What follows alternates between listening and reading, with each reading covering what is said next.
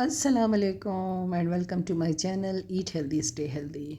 एक हाउसवाइफ का सुबह उठकर सबसे जो मुश्किल काम होता है वही होता है कि आज सुबह खाने में हम क्या बनाएं या रात को खाने में क्या बनाएं।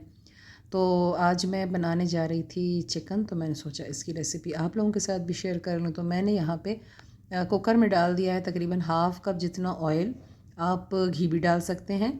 और फिर मैंने इसमें 1 टीस्पून जितना ज़ीरा डाल दिया। अच्छे से जब वो थोड़ा भुन गया तो मैंने इसमें लहसुन, अदरक, खुश्क धनिया और एक हरी मिर्च को कूट कर वो भी इसमें डाल दिया। और साथ ही में मैंने इसमें हाफ़ टी स्पून गरम मसाला खड़ा डाल दिया था और उसको भी लहसुन के साथ कूट लिया था।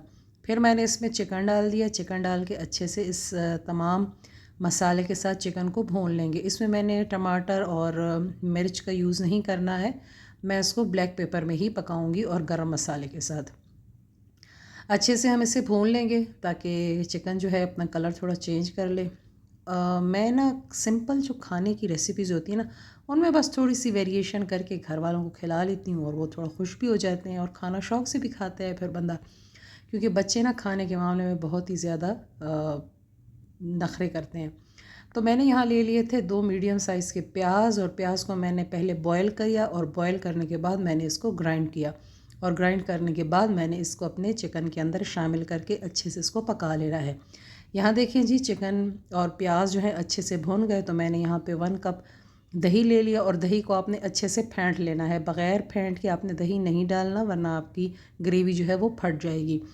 अच्छे से इसको हमने पका लेना है ताकि दही जो है वो बिल्कुल खुश्क हो जाए और इसकी एक बड़ी अच्छी सी हमारे पास ग्रेवी बन जाए। अच्छा, इसका ना कलर आप देखेंगे तो थोड़ा डार्क ब्राउन सा हो जाएगा। तो वो डार्क ब्राउन इसलिए हो जाता है क्योंकि मैंने इसमें गरम मसाला यूज़ किया। फिर मैंने इसमें पानी डाल दिया। पानी डालने के बाद मैंने इसको 20 मिनट कुक किया। कुक करने के बाद आप देख लें इसकी बड़ी अच्छी सी ग्रेवी बन गई। और फिर मैंने इसमें 1 टीस्पून काली मिर्च डाल दी थी और साथ ही में मैंने इसमें 1 टेबलस्पून बटर 1 टेबलस्पून बटर के बाद मैंने इसमें 2 टेबलस्पून जो डब्बे वाली क्रीम आती है वो मैंने डाल दी थी इसमें। उसको अच्छे से हमने मिक्स किया और फिर उसके बाद मैंने इसमें थोड़ा सा जो गरम मसाला होता है वो और ऐड किया। और बस जी, फिर हमारी सिंपल सी रेसिपी जो है वो रेडी हो गई है। तो घर के सिंपल खानों को ख़ास बनाएं, अपने घर वालों को खिलाएं और इस रेसिपी को भी ज़रूर ट्राई कीजिएगा। बहुत टेस्टी, बहुत अच्छी बनती है। उम्मीद करूँगी वीडियो आपको अच्छी लगेगी। अच्छी लगे तो लाइक, शेयर और कमेंट करें। मेरे चैनल पर नए हैं तो उसे सब्सक्राइब कर दीजिए।